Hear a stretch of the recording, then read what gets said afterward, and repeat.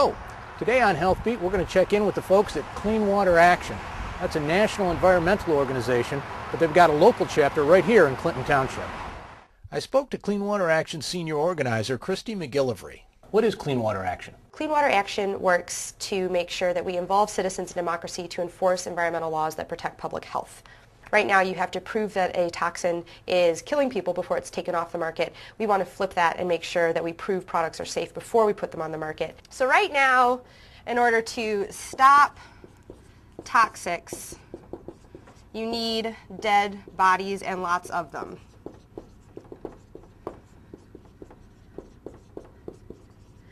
This is bad, not a system that works, not working at all. We are working to ban a specific set of chemicals, lindane, which is the toxic pesticide that's used to treat head lice. We want to make sure that's banned, much like the state of California banned it.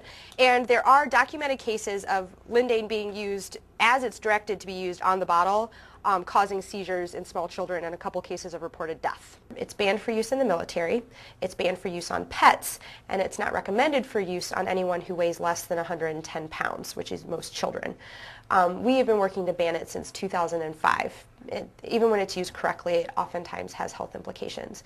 So that's one of the first targets on our list of toxic chemicals to get rid of.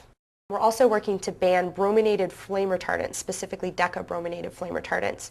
We're seeing spikes in learning disabilities in children. We're seeing spikes in cancer in children. We're seeing spikes in reproductive malfunctions and reproductive deformities in children. We're seeing early onsets of puberty in children. All of these different results of what is looking more and more like exposure to toxic chemicals. There's a whole host of toxic chemicals that can have this effect, but some of the biggest, nastiest ones are flame retardants. So, can anyone hazard a guess at what flame retardants do? Well, decabrominated flame retardants, it's a mouthful, are flame retardants. They say what they, the name sounds like what they do. They work to make sure that when something catches on fire, it doesn't combust and burn. And they're incredibly toxic. Octa and pentabrominated flame retardants have been banned, and there is documented evidence that deca breaks down into octa and penta. The reason that octa and penta were banned was because they were linked to cancer and other health effects. Deca should be banned for the same reason. We can get large numbers of people organized in a really systematic way to put pressure on politicians, because unfortunately, facts like the fact that deca breaks down into octa and penta will not convince a politician. What will convince a politician is when thousands of his constituents contact him or her. Clean Water Action, our canvas, is funded almost entirely through citizen contributions. They go door to door. The reason that we work to make sure that we have that broad level of, or broad base of funding, is that we're not beholden to any one particular interest.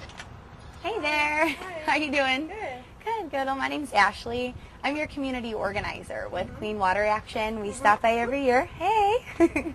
Yeah, we're out doing our annual organizing and fundraising. We protect Michigan's air and water.